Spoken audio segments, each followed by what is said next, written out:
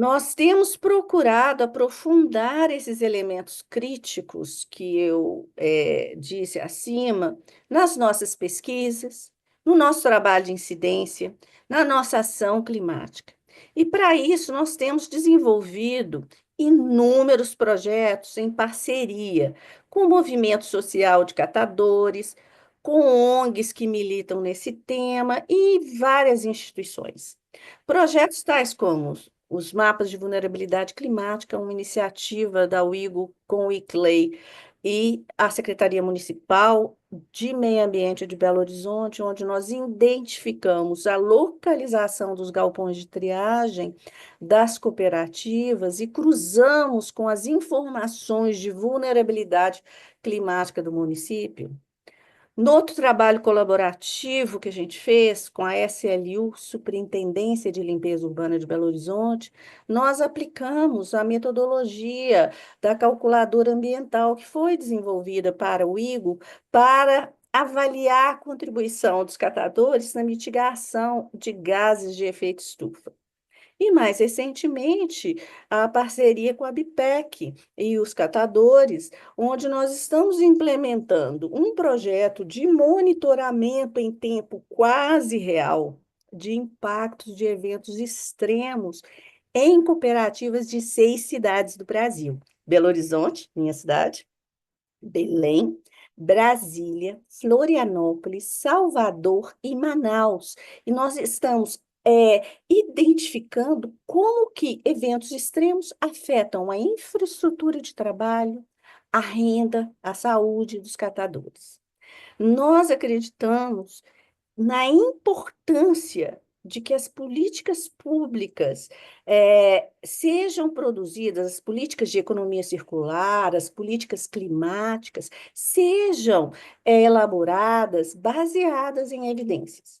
E a gente acredita que o trabalho colaborativo é a chave para a gente enfrentar de forma complexa e abrangente os complexos dilemas contemporâneos que as questões climáticas e sociais nos colocam. Então, em nome da UIGO e da Câmara Temática de Economia Circular, nós desejamos um ótimo webinário. Nosso webinário vai ser facilitado pelo Ricardo Abusati, que também, além de estar trabalhando com a UIGO no monitoramento em tempo real de eventos extremos, também está na coordenação da Câmara Temática de Economia Circular do Fórum Brasileiro de Mudança do Clima. Muito bem-vindos, bem-vindas e bem-vindes. Obrigada. Ricardo, com você. Obrigado, Sônia. Bom dia para quem é de bom dia, boa tarde para quem é de boa tarde. Lembrando aqui o pessoal que nós temos diversos participantes do Brasil e participantes estrangeiros. Eu estou vendo o pessoal já dando as saudações no chat, né? Então, eu reforço o lembrete para o pessoal se apresentar com nome, instituição e de onde está falando, tá? De cidade, de país, que é importante, muito importante para o nosso registro. Então, todos os participantes do evento, por favor, fazer essa saudação se identificando. Just reminding foreign people, foreign participants that we have at the taskbar just below the screen, it's a globe icon with options about idioma you can access just there the interpretation.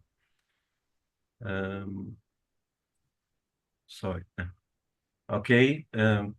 Gente, então a gente está aqui em mais um evento conectado ao Fórum Mundial de Economia Circular. Gostaria de agradecer ao Fórum por abrigar esse evento, ao IGO por estar nessa força-tarefa de realização desse webinar e à Câmara Temática de Economia Circular, ligada ao Fórum Brasileiro de Mudança do Clima, que faz parte dessa realização do fórum e que os painelistas são também integrantes dessa Câmara.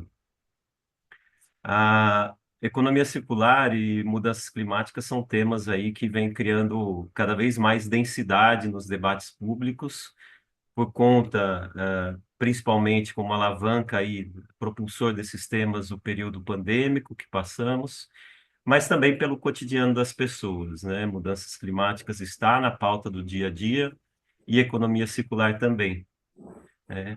Os aspectos sociais, né, que vem aí como o título, incrementar o título do evento, economia circular e mudanças climáticas no contexto da transição justa, os aspectos sociais são atemporais, né?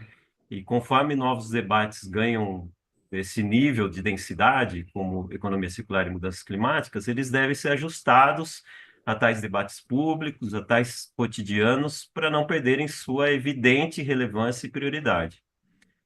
Temas concernentes à justiça social, eles se ramificam ao longo do tempo.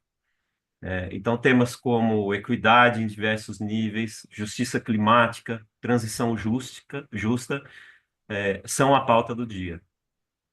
Hoje, temos mais uma oportunidade de abordar tais temas com instituições e especialistas relevantes nesse cenário.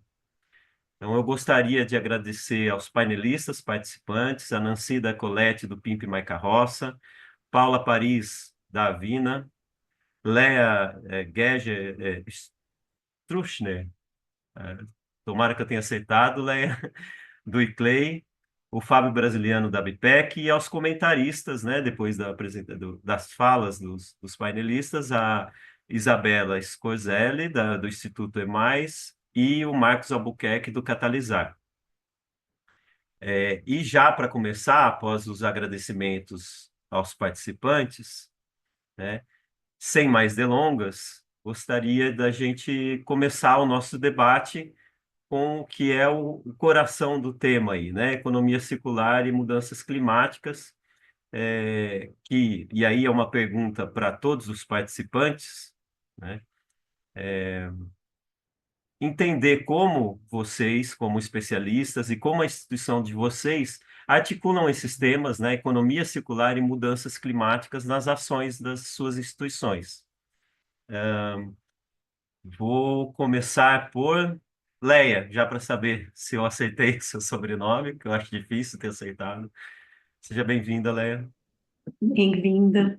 Bem-vinda, não, obrigada. A gente deve confundir. Estava certo, Ricardo. Ó, Bom, em primeiro lugar, queria agradecer aí todo esse esforço, né, principalmente da Wigo, para formatar esse evento. Então, estou muito feliz de estar aqui com vocês. Espero que a gente tenha um rico debate aí na próxima hora.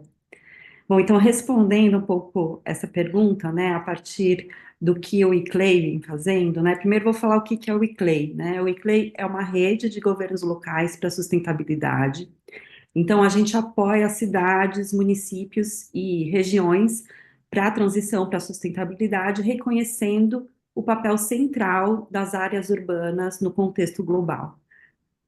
E hoje em dia, as cidades concentram mais da metade da população mundial, né? E respondem por mais ou menos 80% do PIB global, então, e também do consumo de energia, do uso de recursos e também das emissões, né, de gás carbônico e da geração de resíduos sólidos. Então, por isso, a gente entender o papel de protagonismo das cidades é muito importante para a gente enfrentar esses desafios das mudanças climáticas e avançar na promoção de uma economia circular. E aí, quando eu vou falar de economia circular, eu gosto sempre de dar um passo para trás, para a gente olhar e entender o que é a economia linear que a gente vem vivendo, né, no último século, que é baseado nesse modelo de extração, produção e descarte. E esse sistema linear, ele traz inúmeros problemas, né? Então, os principais, a gente pode dizer, a escassez de recursos, né, naturais, a poluição de diversos tipos, né, e a toxicidade ao longo de toda a cadeia produtiva.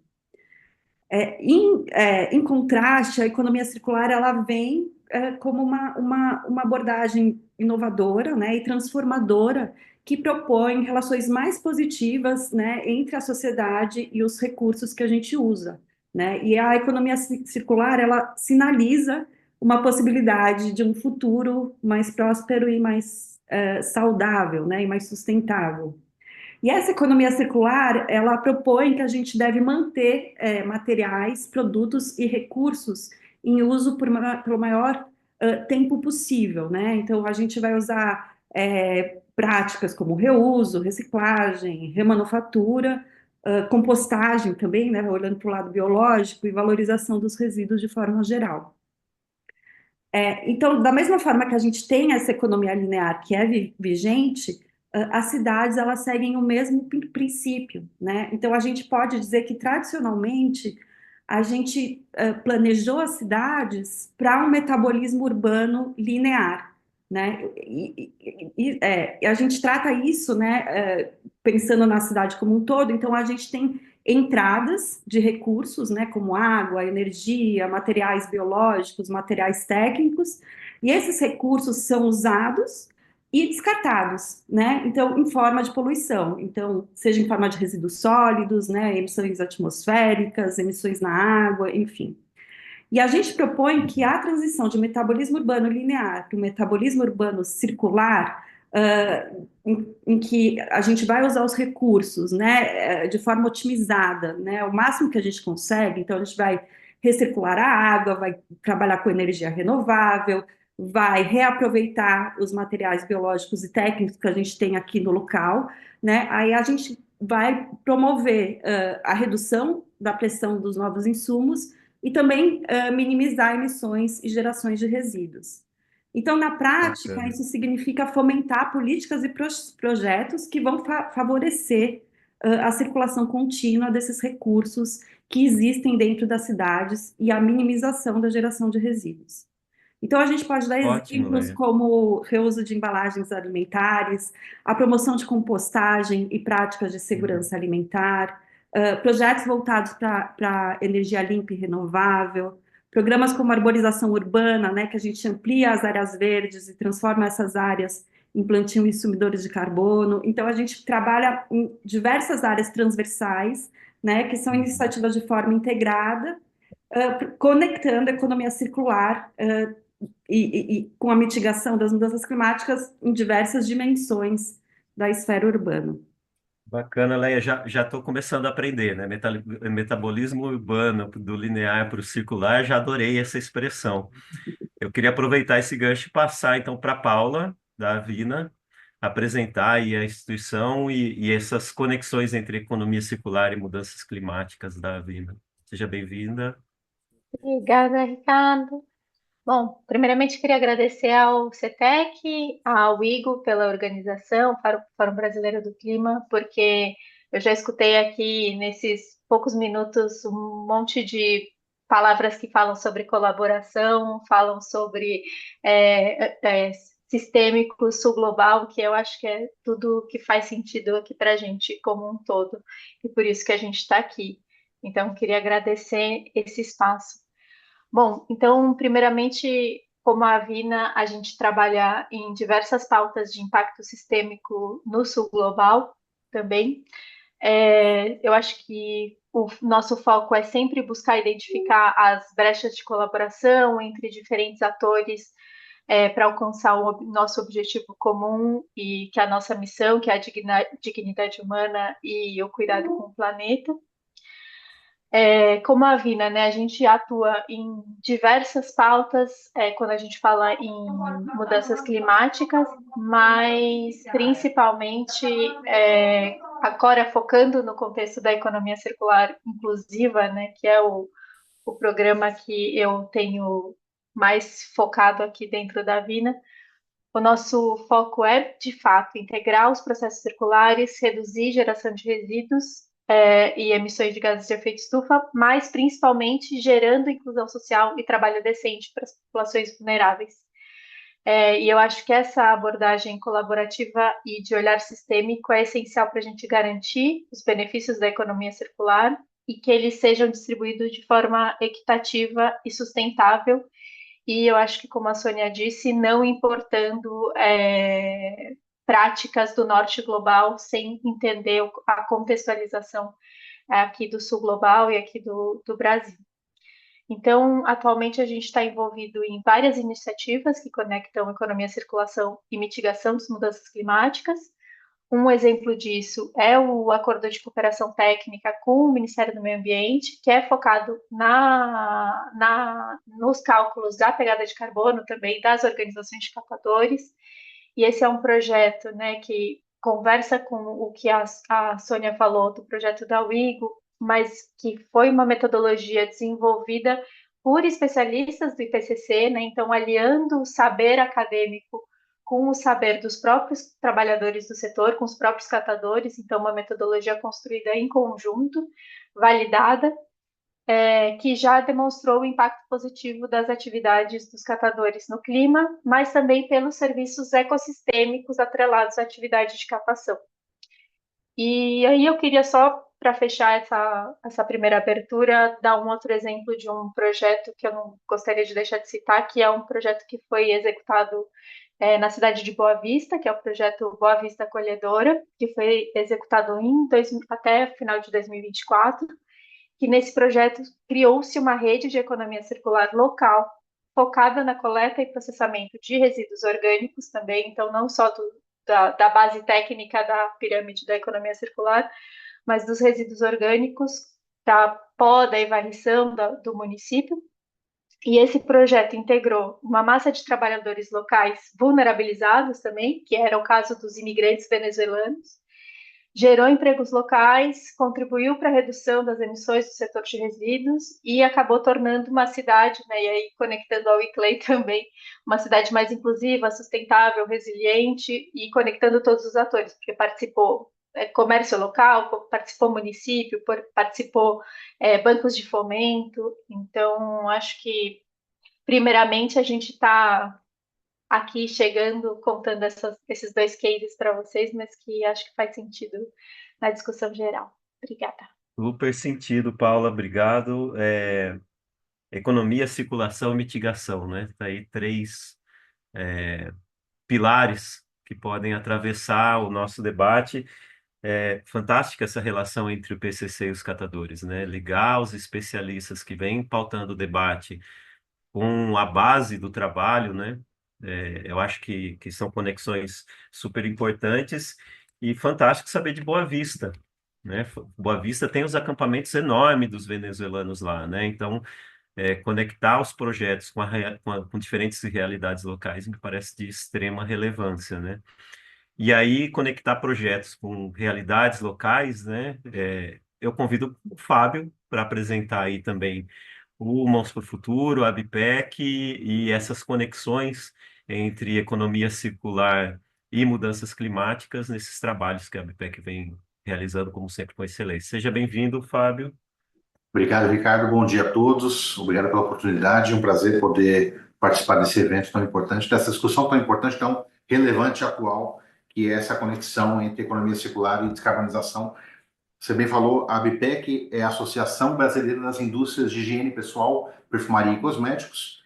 É uma associação que completou esse ano 30 anos e que tem aí tanto a associação quanto o setor, isso é um reflexo do setor, né? A gente trabalha com grandes empresas do Brasil e do mundo, representamos essas empresas e, sem dúvida nenhuma, a pauta de sustentabilidade é uma das pautas mais caras, mais relevantes, onde a gente tem um setor cada vez mais engajado e, comumente, nós somos associados aí com um dos setores mais envolvidos aí com essa agenda de sustentabilidade. Não é à toa, e o Ricardo sabe bem disso, que a ABPEC foi uma das primeiras associações, já há 20 anos, há 21 anos, na verdade, em 2004, que iniciou uma área de sustentabilidade dentro do escopo de atividades da associação, quando muitas empresas, mesmo associações, ainda nem falavam desse tema, e com a grata surpresa, né, na verdade, uma satisfação de começar essa agenda de forma bastante robusta, justamente pelo tema da economia circular. Então, há 20 anos, a ABPEC desenvolve um trabalho voltado aí para a economia circular, para fomentar a reciclagem, em parceria com catadores de materiais recicláveis do Brasil todo.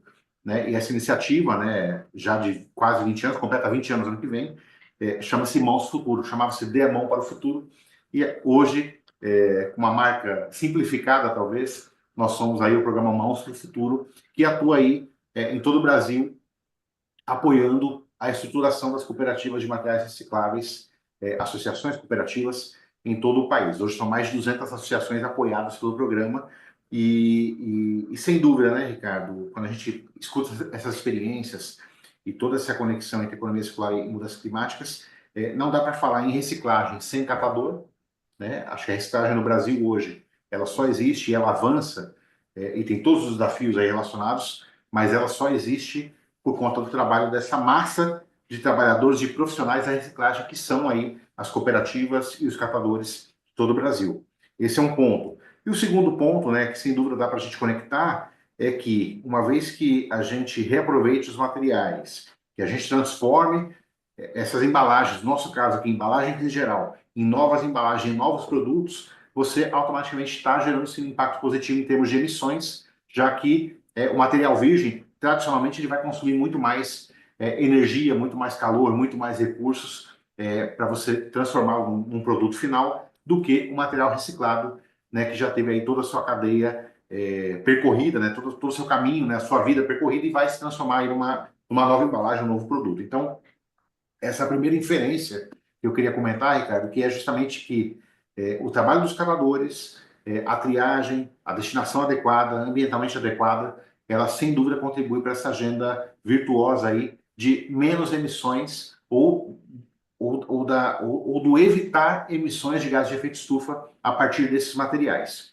Então, primeira contribuição que eu queria comentar, Ricardo, mas sem dúvida, eu queria aproveitar o espaço para reforçar aqui se a reciclagem no país avança é por conta do trabalho dos catadores, e a gente tem muito orgulho de poder executar esse projeto tão bonito, tão grande, já de tantos anos, junto com essas organizações, com essa classe aí de trabalhadores e profissionais.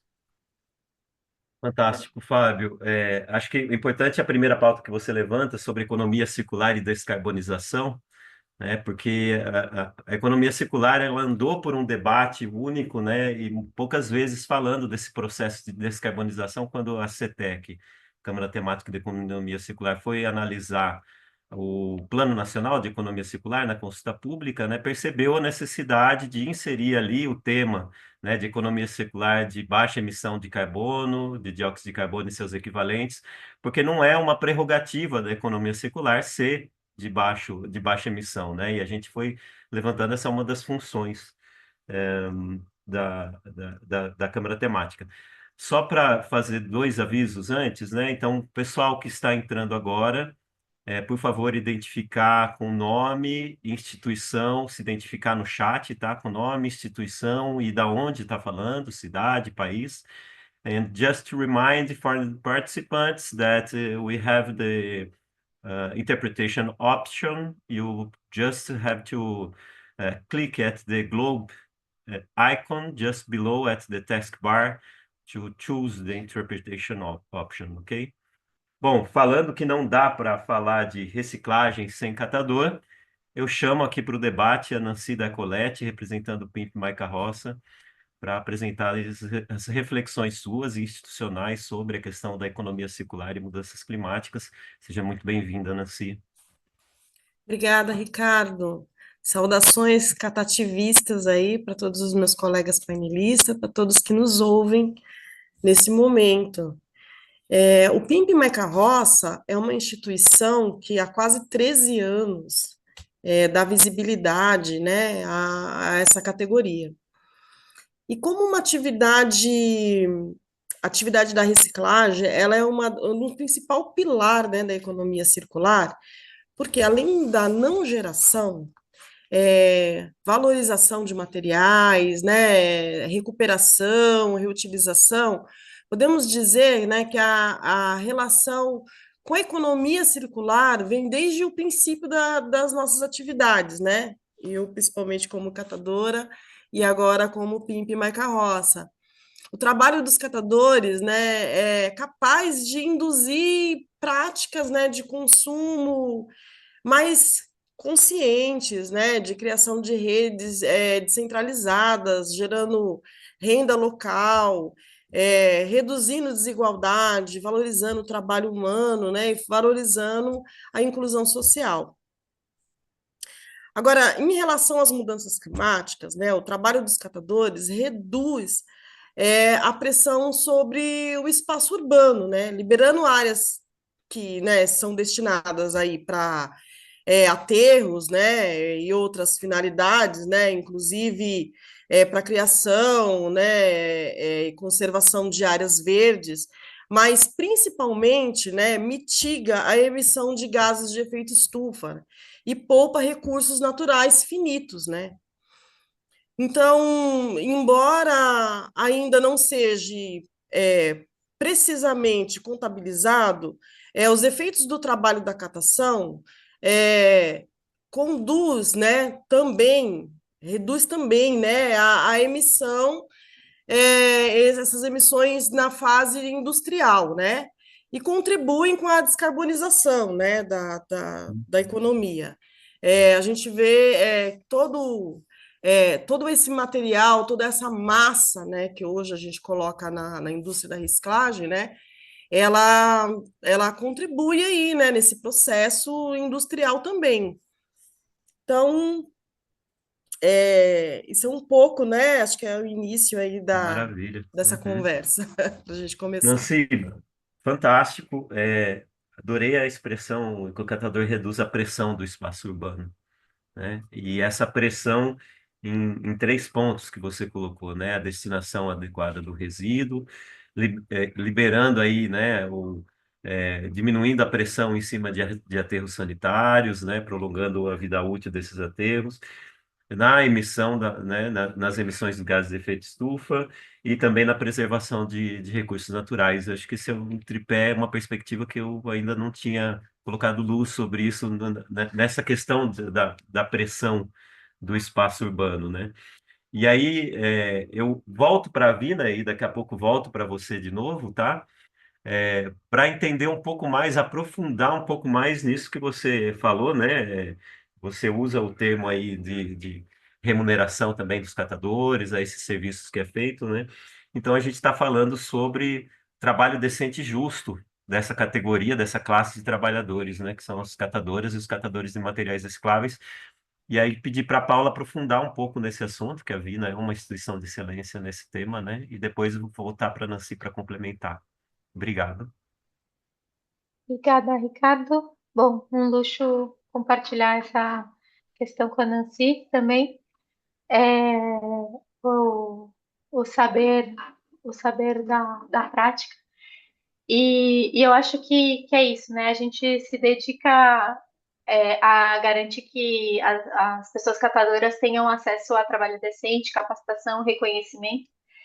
E nos últimos 30 anos, a gente tem trabalhado diretamente com os catadores para fortalecer as organizações locais e construindo essas agendas comuns entre diferentes agentes, com o objetivo de integrar as cooperativas, os catadores ao processo produtivo circular, né? Eu acho que a gente acredita que os processos sejam realizados, devam ser realizados pelas próprias organizações locais e a gente apoia com melhores condições de trabalho e recursos adequados, né? Dessa forma que a gente trabalha de maneira não somos nós que estamos lá implementando localmente, são as próprias organizações que implementam e que nos dizem de que forma que deve ser feito, né? Então, e eu acho que para garantir um trabalho decente, a gente tem trabalhado muito nos últimos anos no conceito e na metodologia de tonelada justa também, que é visar valorizar o trabalho dos catadores para além da comercialização dos materiais recicláveis, né? Discutindo esse conceito de tonelada justa, incorporando também esses serviços ecossistêmicos prestados que eu falei anteriormente, porque a ideia é remunerar os catadores adequadamente pelo trabalho tanto de coleta, separação e reciclagem, mas também levando em consideração os impactos ambientais e sociais das suas atividades, e, por exemplo, esse termo que a Nancy acabou de mencionar, da pressão, reduzindo a pressão do ambiente urbano também, né? E eu acho que com isso a gente promove uma abordagem que segure direitos trabalhistas, remuneração justa e reconhecimento do valor do trabalho desses profissionais. E aí eu queria voltar no projeto de pegada de carbono das organizações de catadores, porque eu acho que isso também traz um benefício social significativo, tanto para os catadores, né, para a valorização do trabalho dos catadores, mas também para o país, porque quando a gente traz essa metodologia e a gente mede e demonstra o impacto positivo da atividade, é possível que a gente consiga incorporar também nas NDCs, né, nas contribuições nacionalmente determinadas do Brasil, a contribuição significativa da inclusão da economia circular inclusiva nos processos de mitigação climática do setor de resíduos. Isso fortalece a relevância do trabalho dos catadores na sustentabilidade e amplia as oportunidades da inclusão das políticas dessa força de trabalho nas políticas públicas também de mitigação.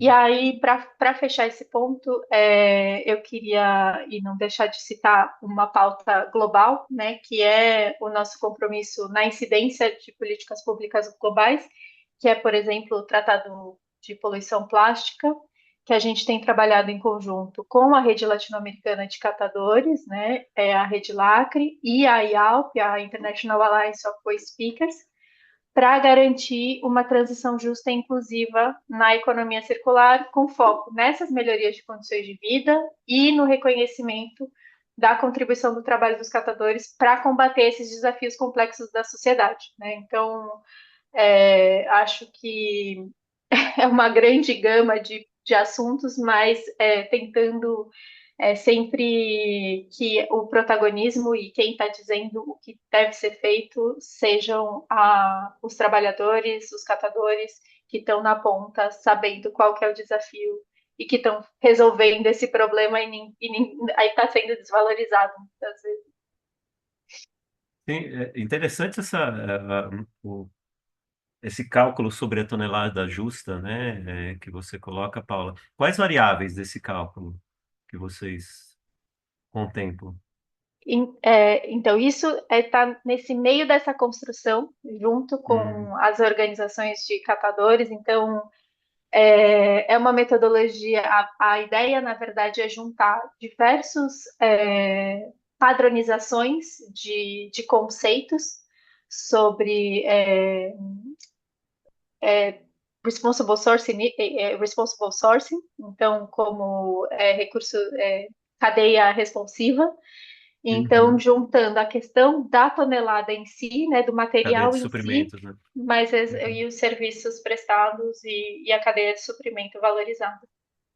É isso, né? Às vezes a gente tem que trabalhar muito essa ideia de uma cadeia de valor em que a base é a cadeia de suprimentos sempre, né? E essa cadeia de valor tem como base uma classe trabalhadora, né, que vem sofrendo muito, com baixa remuneração, com baixa valorização, não do produto em si, que já entra numa pauta bem complexa, a valorização do produto, material reciclável desde a base, né, Nancy? Mas do seu serviço, né? Como um trabalho, a valorização de um trabalho decente e justo é considerar o pagamento do trabalhador, né, ali, não só pelo produto, mas pelo serviço que ele oferece, né, Nancy? Como que você vê essa questão do trabalho decente e justo hoje para os catadores? Que situação se encontram? É, acho que a Paula falou bem, né? É um grande desafio encarado, precisa ser encarado de frente, né? Acho que ele precisa ser encarado como realmente ele é. Aqui no PIMP, nós procuramos, em todas as atividades, né, valorizar os catadores como um trabalhador importantíssimo, né, para a sociedade e combater a discriminação, né? A sociedade ainda tem uma visão, né, marginalizado, né, marginalizando que esses catadores são pessoas desocupadas, né? E trazer assim a importância da remuneração para o trabalho de catação, né? Que hoje, infelizmente, né, algumas pessoas, né, têm a ideia que os próprios resíduos vão pagar o trabalho, né? Que não é verdade, né? O resíduo ele tem um valor agregado baixo, né? Que é isso que você está tocando, né? Inclusive, né, as prefeituras e órgãos públicos, né, acham que o catador ele já se remunera pelo valor da venda do produto, né, que não é verdade. Vemos aí o que aconteceu essa semana, né? Os resíduos eles são regulados pela Bolsa, né, de Valores como commodity, então a notícia de um PL derruba todos os preços dos materiais, né? Isso impacta direto na renda do catador. O que a gente aqui é, a gente sempre fala, né, é que nós precisamos ser contratados e remunerados pelo serviço que nós prestamos, né? Além de lutar pela formalização do trabalho dos catadores, também é preciso lutar, né, por melhores condições, né? Ferramentas de trabalho mais adequadas, né, acesso a serviços públicos, claro, né, e políticas voltadas para essa categoria, né, específicas.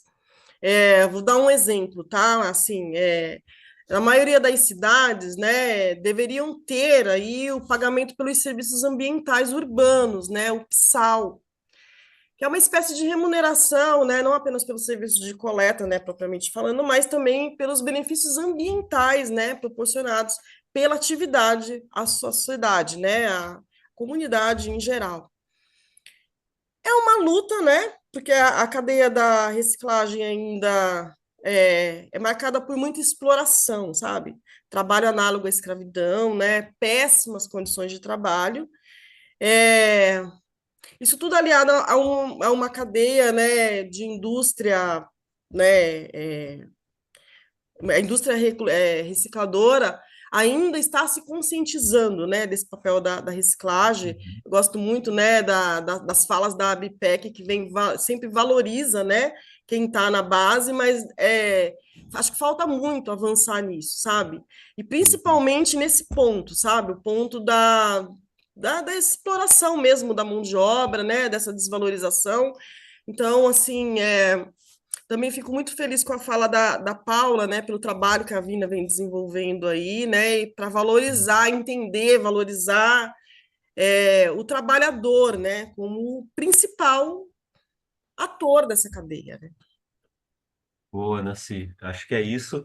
É, o tema da transição justa, ele vem sendo protagonista mesmo, né, da economia circular, e acho que agora essa conexão mais forte, não que ela não tenha existido, né, mas essa conexão mais forte sobre mudanças climáticas, né, que é uma pauta emergencial, ela vem muito forte nessa quais as contribuições, né, como calcular, né, quais as contribuições a economia circular pode fazer na questão da mitigação, né?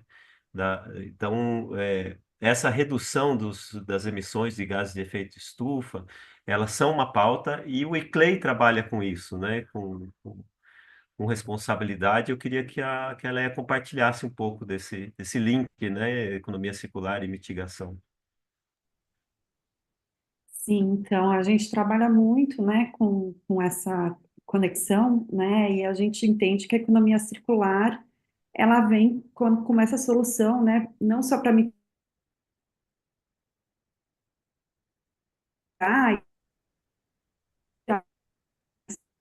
né, então mencionou Leia, esse, tá. Isso, agora voltou ao normal. Pode voltou? falar. Ah, tá. Estava picotando um pouquinho, mas agora está normal. Ah, tá bom. Não, eu ia puxar o gancho da Nancy, né, que ela mencionou a ideia do pagamento por serviços ambientais urbanos, né, como uma política importante para a economia circular, mas a gente também pode olhar para o poder público, né, e pensar no papel deles, e eu acho que também tem uma outra solução que eu acho que é bastante interessante, que é sobre compras públicas sustentáveis, né, que podem direcionar o poder de compra, né, que é o maior comprador do país, né, do setor público, para produtos e serviços, né, que priorizem soluções circulares, né. Então, quando o poder público exige critérios circulares para licitações, por exemplo, né, como embalagens reutilizáveis, produtos compostos com material reciclado, né? Ou serviços que estendem a vida útil de um determinado equipamento, o setor público também contribui diretamente, né, para a diminuição do consumo de matérias-primas, geração de resíduo, etc., né? Também outras questões que a gente pode trazer no setor industrial, né, como que a economia circular vai ajudar na redução das emissões, né, principalmente por diminuir essa necessidade de extrair novos recursos, né? Então, projetos que a gente reusa embalagens ou usa materiais reciclados na produção consomem menos energia, né, e vão resultar em menores emissões, né?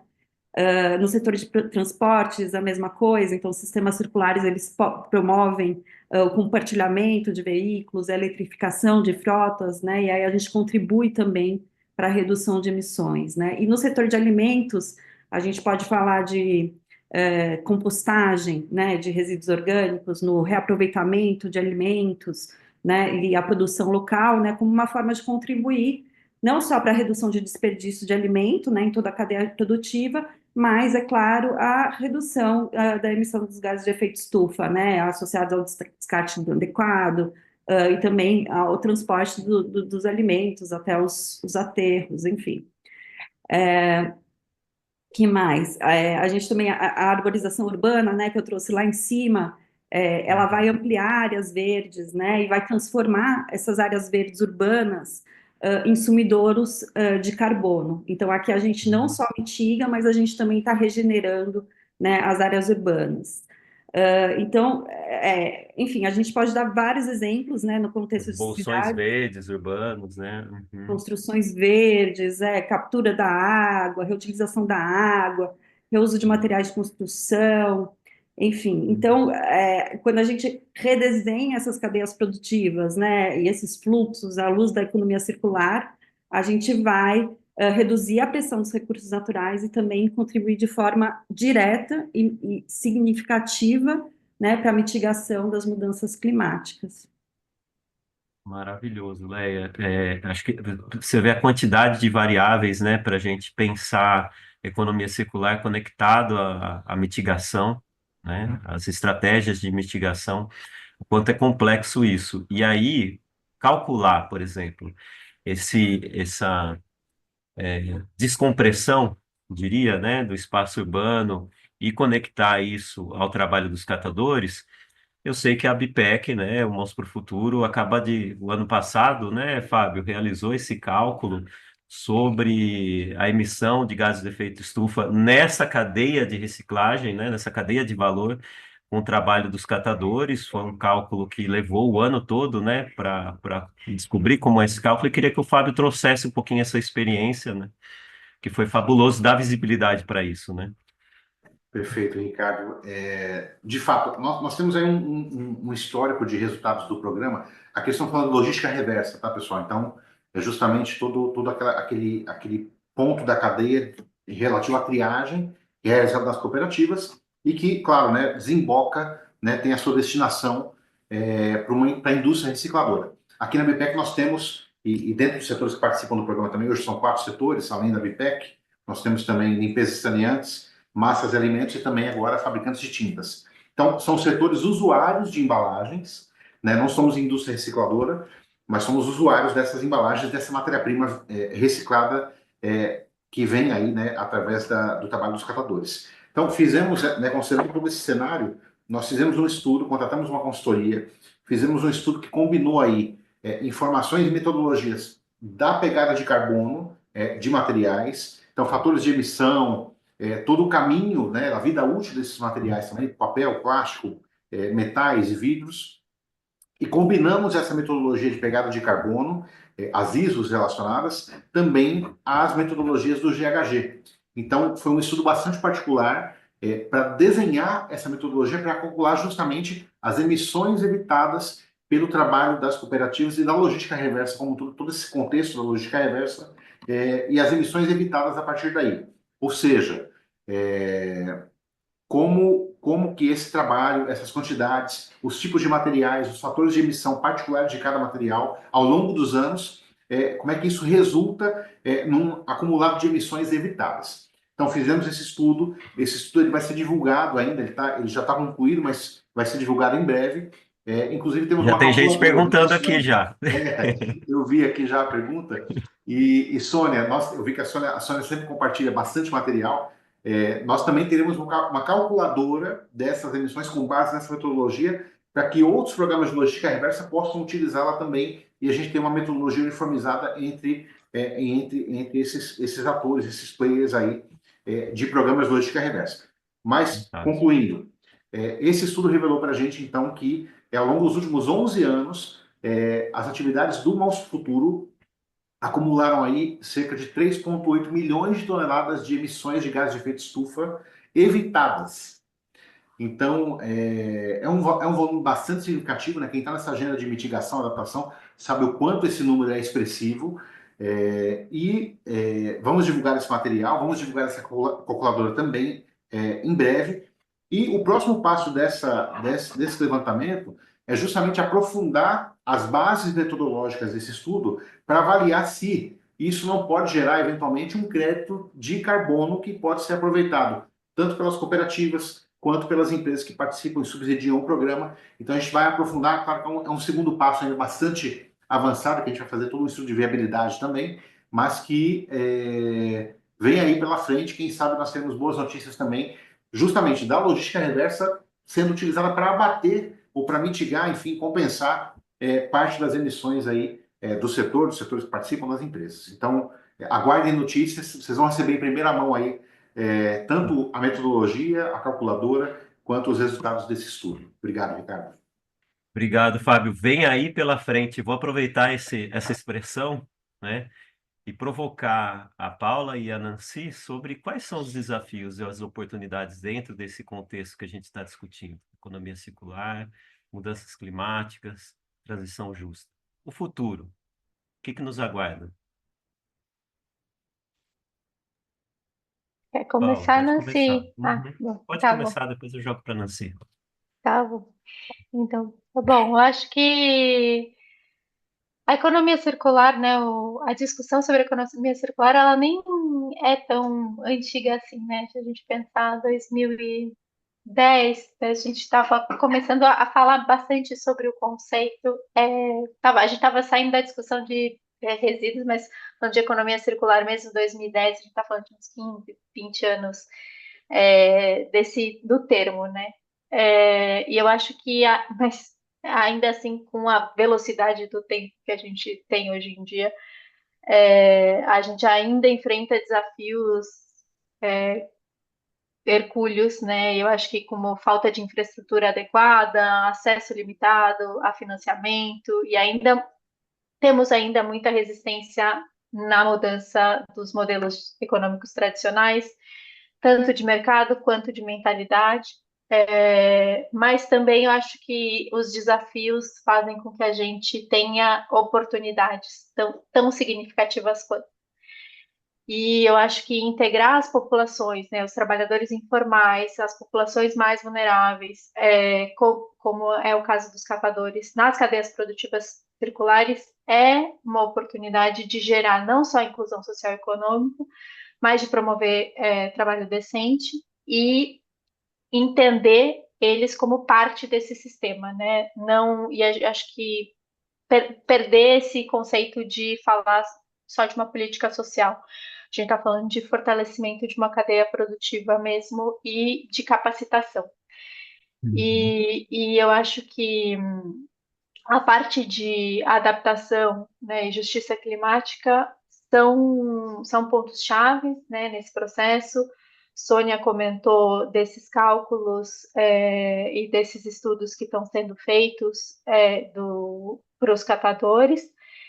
E eu acho que essa questão da ferramenta, né, e a gente falou aqui de várias calculadoras de pegada de carbono, mas da ferramenta de pegada de carbono internamente e intrínseca às atividades dos catadores, pode ser essencial nesse contexto, porque eu acho que demonstra que melhorias no processo, né, da catação, das organizações de reciclagem vão poder reduzir as emissões de gases de efeito estufa, mas também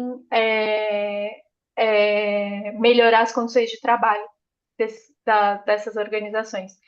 E isso fortalece a argumentação para garantir investimentos externos e apoio a essas iniciativas, né? Então, demonstrar, por exemplo, que uma organização que consegue calcular a sua pegada de carbono e demonstrar que um investimento em um maquinário novo, numa prensa nova, vai ter um impacto de redução de efeito estufa ou de calor dentro da organização, vai também ajudar a justificar investimentos dentro dessas Da organizações. visibilidade, né? Da visibilidade. Exato, nessa visibilidade. E eu acho que as políticas públicas também que reconheçam o valor do trabalho dos catadores e promovam as condições adequadas são essenciais. E eu acho que, para finalizar também, né, para não tomar mais tempo, acho que a gente está no meio dessa discussão do Plano Nacional de Economia Circular, a gente está no meio de discussão sobre importação de resíduos também, e a criação de incentivos econômicos para a economia circular representa essas oportunidades de fortalecer a inclusão, fortalecimento produtivo, que eu acho que são esses os trabalhadores catadores organizados ou não organizados, informais ou formalizados dentro de organizações, que são essenciais nesse processo como um todo, né? Então, acho que incentivo econômico, financeiro, de mercado isso é o futuro Primordiais, né? coletivo. É isso. Obrigado, Paula. Nancy, e aí? Quais os desafios e oportunidades? Na nossa visão, né, a nossa visão se opõe a essa economia circular que se baseia na incineração, ou tecnologias intensivas em energia. Nós defendemos uma abordagem que valorize, né, o trabalho humano, a regeneração ambiental e a inclusão social, né, como pilares centrais de ação climática.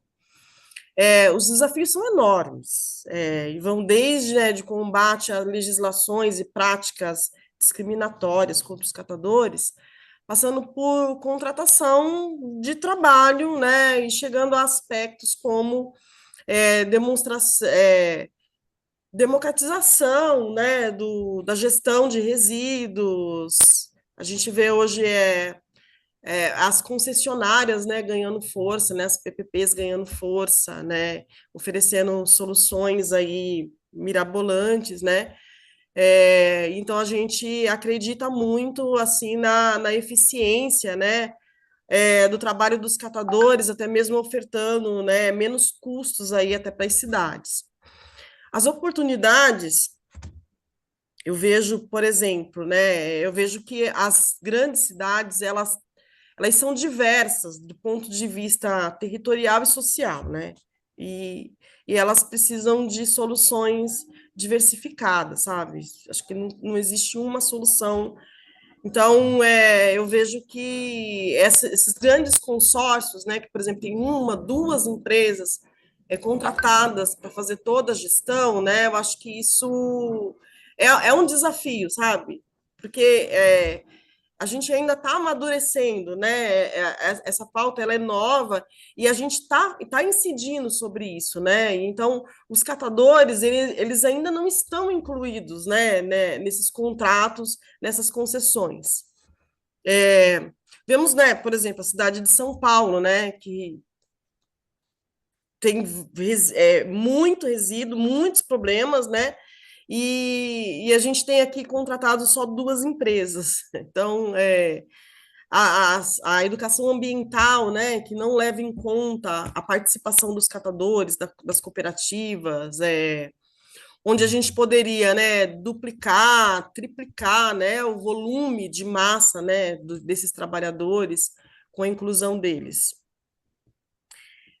Eu vejo também que tem uma questão de um arcabouço legal jurídico, sabe, político, que hoje não é desenhado para a inclusão desses trabalhadores informais.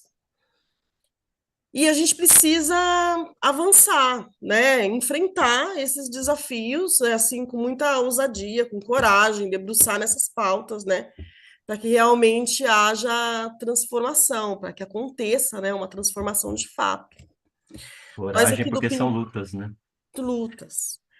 Aqui, né, para o PIMP My Carroça, né, a gente vê que uma transição justa, né, para a economia circular tem que colocar, né, os catadores no centro do processo, né? É fundamental, né, para a construção de um futuro mais resiliente e justo. Belo recado, muita força nesse recado, né, que você dá para gente. Acho que esse é o recado primordial quando a gente fala dessa cadeia de valor, desse ciclo tecnológico, que é a cadeia da reciclagem, né? É, os trabalhadores que estão na base são a cadeia de suprimentos primordial e sem eles, né, acho que esse é o recado, não dá para ter, essa cadeia de valor não existe. E dentro da economia circular e estratégia de mitigação, a gente tem um outro eixo, né, que é o eixo biológico, o ciclo biológico da economia circular. E o ICLEI também tem frentes de trabalho com sistemas alimentares circulares. Eu gostaria que a Leia processe essa pauta para compartilhar um pouquinho a experiência do ICLEI. Sim, né? A gente vem trabalhando com a questão da segurança alimentar global, né? Que com a crise climática é um dos maiores desafios que a gente tem vivendo hoje, né? Porque a crise climática ela vai afetar todas as etapas de sistemas alimentares, né? Desde a produção até o consumo. Então, com esse aumento que a gente está tendo da frequência e da intensidade desses eventos, né, como secas, inundações, essa crise como um todo tem comprometido, né, vai comprometer cada vez mais não só a produção agrícola, mas também a disponibilidade dos alimentos, né, e a estabilidade da cadeia de suprimento como um todo, né? E além disso, essa variação de temperatura e os impactos, né, ambientais, eles vão afetar a qualidade e o valor nutricional dos alimentos, né? Então, a partir de agora, a gente vai ter novos desafios, né, para a gente garantir essa alimentação saudável e acessível, né, especialmente para as populações mais vulneráveis. Eu trouxe até aqui um dado das Nações Unidas, né, que diz que aproximadamente 733 milhões de pessoas enfrentam insegurança alimentar grave, isso em 2023, enquanto 2,33 bilhões vivenciam insegurança alimentar moderada ou grave. Né? Então, com isso, a gente pode ver uma necessidade urgente da gente fortalecer essa resiliência dos sistemas alimentares diante das mudanças climáticas, né? Especialmente no contexto urbano, né? Onde a dependência dessas cadeias de suprimento, que são de fora das cidades, né? Pode agravar ainda mais a vulnerabilidade da população, né? Junto disso, esses sistemas alimentares globais, né, globalizados, eles também são os principais responsáveis pela perda de biodiversidade, né? Então, nas últimas décadas, essa busca da gente produzir mais alimentos a um custo menor intensificou o uso de fertilizantes, né, que vem daí do ciclo técnico para o ciclo biológico, né, pesticidas, também energia, terra, água, né, gerando um ciclo vicioso aí de maior demanda por alimentos e aumento de desmatamento, né? Isso faz com que os sistemas globais sejam responsáveis por 1/3 da emissão de gases de efeito estufa, né? E no Brasil, ainda mais, né, a gente chega a 74% da contribuição dos sistemas alimentares, 74% de emissão de gases, responsabilidade por essa cadeia de suprimentos. Então, a gente pode pensar que as cidades, como grandes consumidores, né, desempenham um papel estratégico nessa construção da mitigação desses impactos climáticos sobre a segurança alimentar, né? E aí a gente pode incluir políticas para o fortalecimento de agricultura urbana e periurbana, a redução de desperdício de alimentos, né, também, o incentivo a cadeias de suprimento mais circulares como um todo, né? A gente pode trazer um exemplo prático dessa abordagem, que é o LUPA, né, que é o Laboratório de Políticas Públicas Alimentares Urbanas, que o ICLEI vem participando, e o projeto criou uma plataforma colaborativa para apoiar a construção de políticas públicas alimentares municipais que sejam integradas, participativas e com um enfoque sistêmico, né? A gente já tem 49 cidades brasileiras com até 1,5 milhão de habitantes, né, interagindo aí na nossa plataforma, e a gente já realizou 3 rodadas de colaboração. E além disso, a gente Fantástico. pode falar de práticas como compostagem urbana, de resíduos alimentares, né, Uhum. o reaproveitamento dos chamados alimentos imperfeitos e políticas públicas, de forma geral, de combate à perda e desperdício, né, para otimizar todos esses recursos que estão disponíveis, né, e podem voltar de forma saudável também para o solo. Bacana. Uhum. Olha, compartilha para a gente, por favor, então, o site do Lupa para a gente Opa, aqui claro.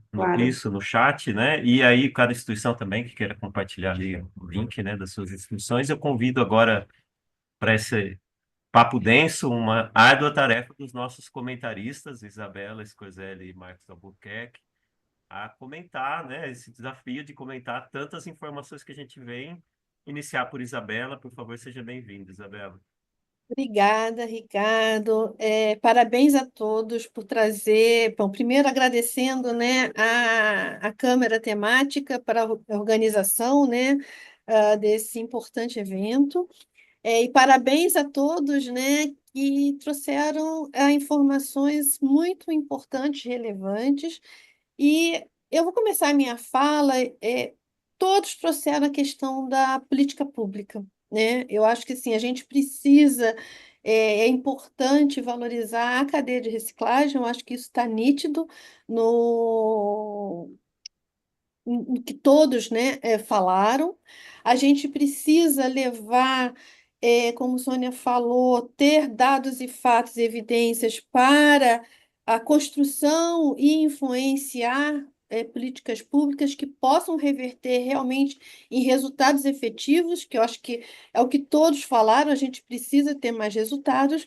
E aí eu vou trazer um paralelo com o que o Instituto É Mais está fazendo, né? Porque o Instituto É Mais, para quem não conhece, é uma think do TENC, sem fins lucrativos, e nós trabalhamos na advocacy, justamente fazendo estudos com dados e evidências para influenciar políticas públicas.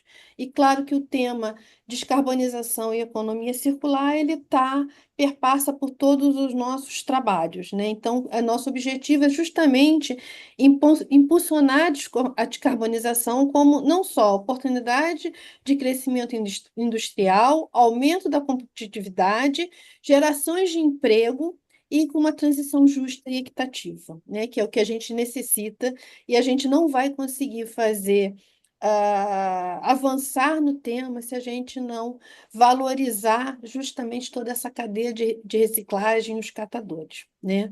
Um exemplo que eu dou nós estamos trabalhando fortemente com a siderurgia, então com o setor industrial, e o setor industrial, ele tem uma carência naqueles materiais secundários que devem chegar a eles para serem reinseridos, né?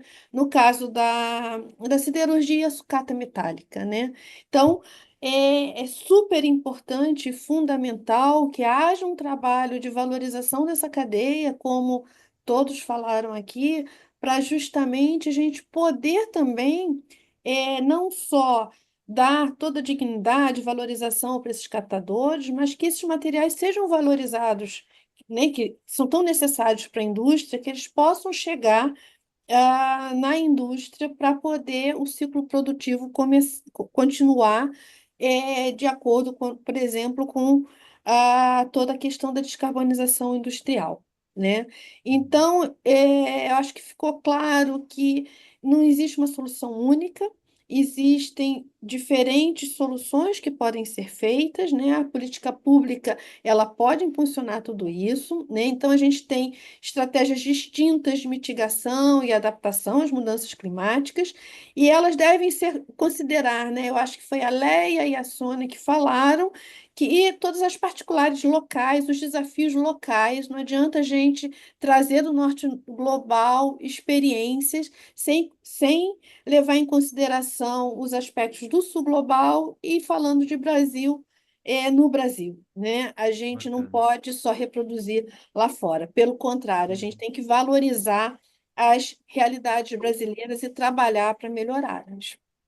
Então, Ótimo, Isabel. eu acho que o Instituto ele também trabalha buscando essas sinergias entre os atores, fazendo essas conexões, que elas são tão importantes para impulsionar toda essa questão, né, da inclusão da economia circular e a descarbonização, no caso do Instituto, é mais descarbonização industrial.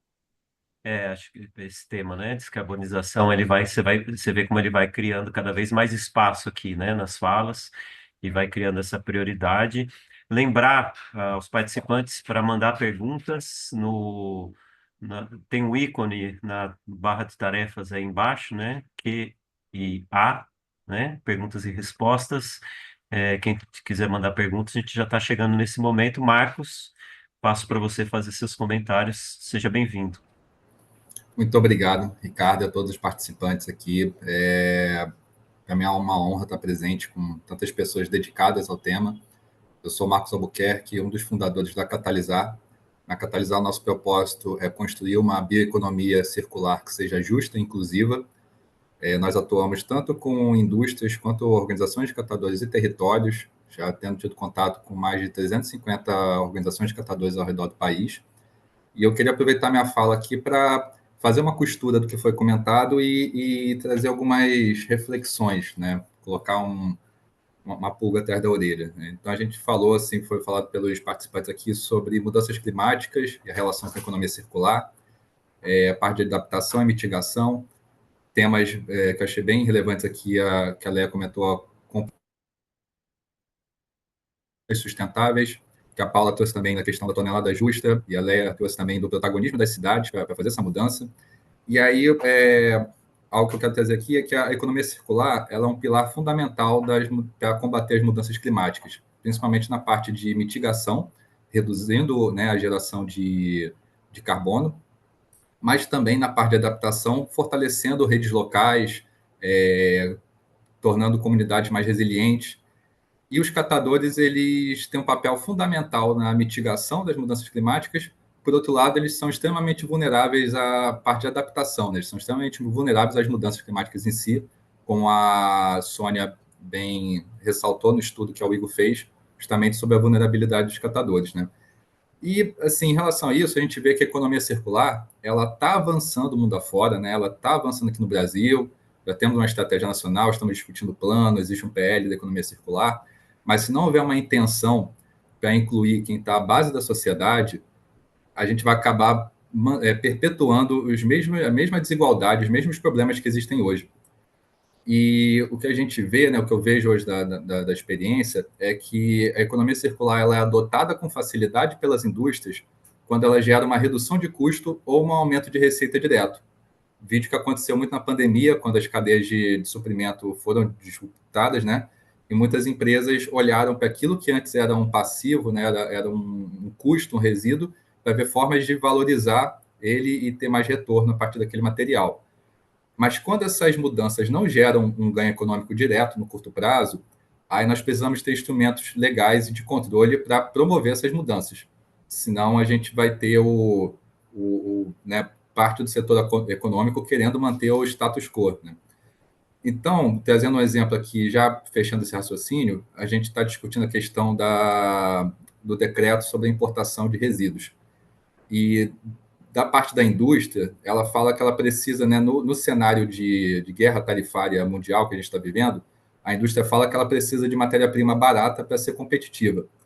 Mas nós temos que pensar de que forma que isso pode ser feito sem prejudicar quem já vive em condições precárias e também quem faz a circularidade dos bens de consumo acontecer. Então, eu trago essa reflexão para a gente pensar de que maneira, né, garantir isso. E um outro ponto também que está se tornando crítico, que é um mundo que ele está cada vez mais se digitalizando, né, caminhando mais para uma automatização dos processos, indústria 4.0, como a gente desenvolver os catadores para participarem dessa nova realidade, né, para não acabarem se tornando obsoletos frente às novas tecnologias, e também para a gente conseguir gerar dados confiáveis no setor que permitam uma tomada de decisão assertiva. concluo com isso. Muito obrigado. Marcos, é importantíssimo você trazer essa pauta tarifária, né, com o último decreto que saiu aí.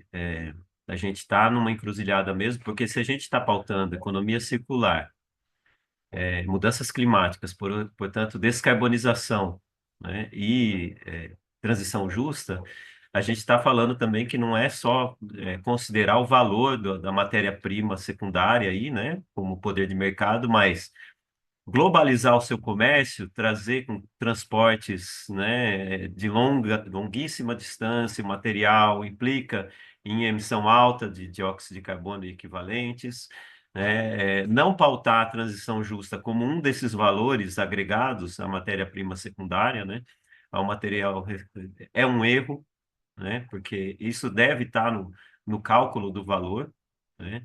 Porque se a gente quer uma sociedade com equidade social, entendendo que isso é desenvolvimento e é desenvolvimento sustentável, todas essas pautas têm que estar nessa composição de valor, né?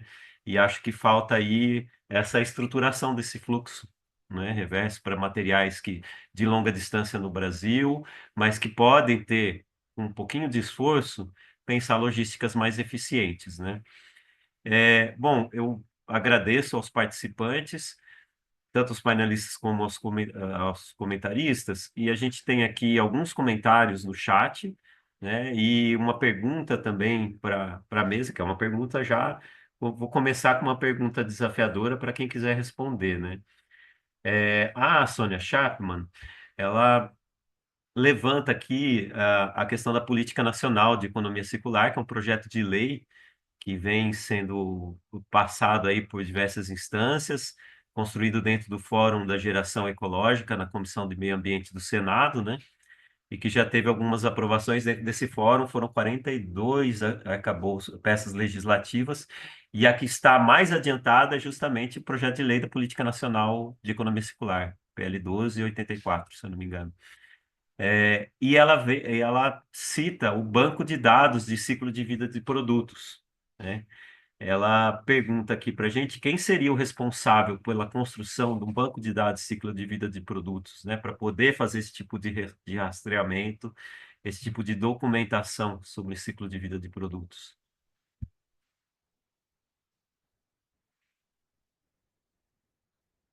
Alguém gostaria de responder essa? Eu não sei responder, mas assim, acho que Falei que era até uma pergunta. assim, assim, a É. pergunta de 10 milhões, assim, quem será o responsável e nesse exato momento não sei responder. Mas assim, a questão do ciclo de vida de produtos, né, quando a gente está levantando esse ponto, é um ponto também que a gente tem discutido, né, e acompanhado junto com os catadores na discussão do Tratado de Plásticos, que o Tratado de Plásticos a gente está falando de um material específico, mas ele é uma oportunidade para a gente falar de resíduos como um todo, né? Então, e lá tem essa discussão do Full Life Cycle Assessment, né? Então, também Uhum. para os produtos, que eu acho que.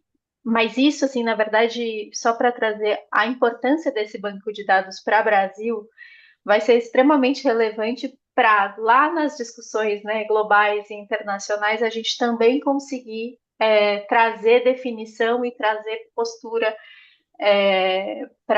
no Brasil em relação às implicações, né, de escolha de materiais, né, definição de produtos, de design e de tudo mais, que isso acaba impactando também na produtividade dos trabalhadores, né, porque o que tem um ponto essencial na discussão deles, que é o que eles vão produzir, né, gastar produtividade separando material que não tem reciclabilidade ou não tem o fim de vida.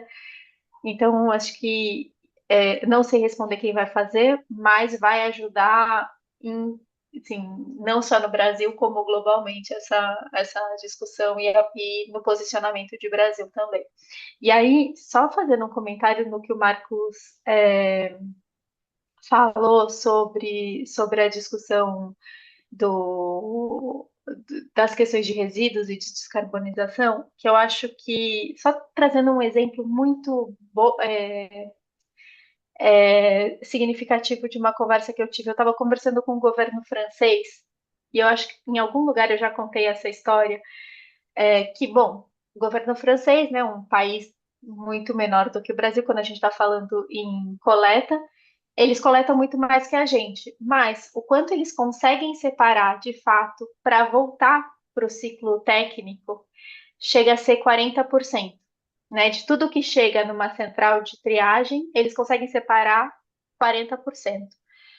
Numa organização de catador, se é uma organização bem estabelecida, bem formalzinha, com investimentos necessários e tudo mais, o que chega, sim, Nancy pode me corrigir, vai conseguir separar pelo menos 70%, 80% para comercialização, né? Então a gente tem uma massa de trabalhador, falando no Brasil continental, que a gente precisa de pulverização para chegar na coleta. Nosso problema é que chegar esse material e remunerar essas pessoas para conseguirem coletar esse material, e a gente pode e tem trabalhador suficiente para conseguir coletar de maneira justa e decente, e a gente não precisar gastar carbono trazendo resíduos de fora e, e acumulando, e a gente se entupindo de resíduo até o último fio do cabelo que eu não tenho. Mas eu acho que é isso, assim, a gente tem um case de sucesso, né? O Sul Global tem um case de sucesso que precisa ser aprimorado em gênero, número e grau, mas de uma produtividade, de uma melhoria de aproveitamento de resíduos que outros países do norte global não têm, mas que eles têm muito mais potencial de coleta. Desculpa ter tomado esse Bacana. tempo. Não, é isso, Paula. Acho que o comentário é super relevante. Marcos, antes de passar, fazer um esclarecimento sobre essa pauta do banco de dados, né, do ciclo de vida de produtos. Eu participei, né, da construção dessa política nacional de economia circular, e o banco de dados ele vem com uma relevância para criar essa rastreabilidade e esse conhecimento público, né, sobre o ciclo de vida dos produtos. Entra a questão da viabilidade de materiais para reciclagem, né, como tipos de plástico e tudo mais. E o que se conversou muito durante a construção desse projeto de lei, Sônia Chacon, foi principalmente que um banco de dados como esse, ele pode ser gerenciado pelo governo federal, né, para se tornar público, mas ele não pode ser gerenciado sozinho. Então, a solução seria mesmo uma gestão tripartite, né? Então, Confederação Nacional da Indústria, movimentos, sociedade civil organizada, entrando nessa construção de um banco de dados seria importante. Marcos e depois Leia, por favor. Só peço para vocês serem breves, tá? Para a gente ter mais uma pergunta aqui e os recados finais, ok? Obrigado. Quer comentar primeiro, Leia? Depois eu complemento aqui. Tá no mudo, Leia. Tá no... Isso. Pronto. Não, eu queria trazer também uma discussão sobre essa questão da análise de ciclo de vida, né, que eu acho que é importantíssimo, né, a gente entender todo o percurso dos produtos, enfim, materiais, né, para a gente poder fazer escolhas, né, enfim. Mas é uma visão puramente quantitativa aqui, né? Então, quando a gente trabalha uma análise de ciclo de vida, quando a gente está falando que um produto, um material tem vida, a gente já está falando que ele morre, né? Então, acho que esse é um ponto assim, importante para a gente pensar também, que a gente não, que além dessa visão quantitativa, a gente também tem que trazer uma visão qualitativa, né? E aí eu trago a importância também do design, né? Eu como arquiteto, enfim, da gente repensar. Acho que Márcia Amazonas aqui escreveu um comentário, né? Da gente começar também a repensar os produtos, né? Para que eles não cheguem ao túmulo, né? Então aí a gente passa aqui de uma discussão de resíduos para uma discussão aqui de como que os produtos são feitos para né, nesse modelo linear, para se tornarem resíduos um dia, né? Então, acho que junto dessa política da gente fazer um banco de dados e entender como que os produtos são feitos, a gente também tem que, junto disso, trazer formas de repensar esses produtos, né, para que eles possam retornar com qualidade, né, para o ciclo biológico ou para o ciclo técnico. Era só esse ponto que eu queria trazer aqui. Muito bem observado, importante comentário. Leia. Marcos, por favor. Acho que trazendo minha reflexão sobre a resposta da pergunta da Sônia, eu vejo que se a gente olhar para o que é feito hoje pela logística reversa, as associações setoriais, né, representantes setoriais, eles estão assumindo um papel de protagonismo por facilitar para as empresas essa agregação de informação. E hoje eu vejo que o ciclo de vida ele acaba surgindo de iniciativas pontuais de algumas empresas, algumas entidades, e que ele poderia se beneficiar muito de ter um trabalho feito de maneira setorial, né? Como a Sandra comentou, tem a siderurgia, você tem várias indústrias siderúrgicas que trabalham basicamente com o mesmo produto, né? Com o mesmo material, com as mesmas matérias-primas, e aí você pode ter processos diferentes, que vão ter uma diferença, né, nesses valores, mas essa análise setorial acaba, na minha visão, né, acaba sendo mais, assim, trazendo vários aspectos, né, e sendo mais equilibrada nesse sentido. E uma coisa que eu acho que foi, né, foi bom a Leia ter falado antes, porque já trouxe vários insights que eu estava pensando aqui, mas como vocês bem falaram até no curso de economia circular, né, da questão da dimensão social da circularidade, é a gente também não se prender só a números frios, olhar só para o carbono e esquecer dos outros aspectos, principalmente do aspecto social, ligado a essas cadeias, né? E já fechando, conectando ao que o Márcio falou, na Catalisar a gente, né, tem alguns trabalhos com alguns recicladores e a gente vê muitos recicladores que reclamam que eles não conseguem competir com a matéria-prima virgem e que grandes empresas acabam, né, mesmo tendo um discurso ambiental, acabam optando por quem dá um preço menor. Então, também não dá para a gente colocar a conta no reciclador, porque o reciclador, muitas vezes, ele está com a margem dele espremida e não consegue oferecer um preço melhor. Mas se a gente traz essas métricas sociais e começa a colocar isso dentro do cálculo do impacto, né, que aquele produto, que aquele serviço está gerando, aí a gente consegue mudar esse cenário, na minha opinião.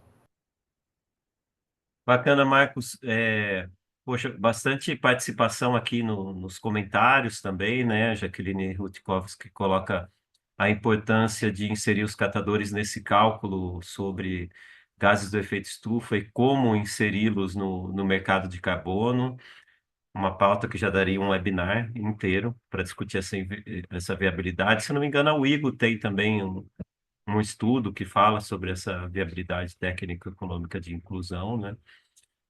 Mas, enfim, gente, antes de passar para a Sônia, para os últimos recados, eu gostaria de agradecer demais aos participantes. A gente beirou aqui os 100 participantes no evento, falas extremamente coerentes, densas e importantes no tema, que só demonstra aqui que a economia circular, sem estratégias de mitigação, ela não vai ser algo coerente, sozinha como economia circular, e sem considerar as questões de transição justa, de proteção social, de justiça climática, também não faz sentido. E aí o exemplo que o Marcos trouxe sobre essa guerra tarifária, né, de apenas estimular a importação de resíduos, pensando aí na cadeia de suprimentos, da circularidade, né, ela não faz sentido se não pensar no impacto que tem de altas emissões de gases de efeito estufa, não tem sentido se não pensar no impacto social que isso vai causar no ambiente nacional, né? Eu acho que eu deixo esse último exemplo aí de reflexão e passo para a Soninha para os recados finais. Então, a gente quer agradecer imensamente a participação de todas, todos e todes, de vários lugares do Brasil e de vários outros países. Agradecer demais os nossos painelistas, agradecer demais nosso grande facilitador, nossa grande equipe técnica. Nós temos aqui Juliana, temos o Agostinho, as intérpretes Clara e Carolina, muito obrigada. E aproveitar para fazer um comercial. Esse aqui é só um esquenta, tá, gente? Nós estamos só começando essa conversa, que ela vai continuar ao vivo e a cores presencialmente no Fórum Mundial de Economia Circular em maio, a WIGO junto com a Fundação Holandesa Circle Economy e a UNEP, a ONU Meio Ambiente, a Aliança, né, a Coalizão de Economia Circular, para a América Latina, nós estamos com um painel para continuar a discutir a questão da economia circular a partir da inclusão de trabalhadores da economia informal. E aqui, numa perspectiva mais ampla, não só reciclagem, né? Nós temos as cadeias aí do reuso, do reparo, e entre outras. E, então, fica esse convite para quem não puder estar presente, há a possibilidade de participação online e será dia 14 de maio, em São Paulo, no Ibirapuera, às 14h30. Muito obrigado a todos. Obrigado, pessoal. Carlos, eu estou respondendo a sua pergunta também, que ficou aqui sobre economia circular, está sendo raptada, cooptada por diversas iniciativas como incineração, né? Acho que é por isso que a gente precisa definir critérios claros do que é economia circular e do que não é, para não ter esse tipo de cooptação, assim como logística reversa estruturante, esses termos, né? Agradecer, nos vemos nos próximos eventos do fórum, Ricardo, só um e último aviso que eu esqueci. sim, Esse webinário vai estar disponibilizado no site do Fórum Brasileiro de Mudança do Clima. E, oportunamente, depois nós vamos enviar para os inscritos. é isso então, pessoal. Muito obrigado, tenham um ótimo dia, um resto de semana maravilhoso e até os próximos eventos.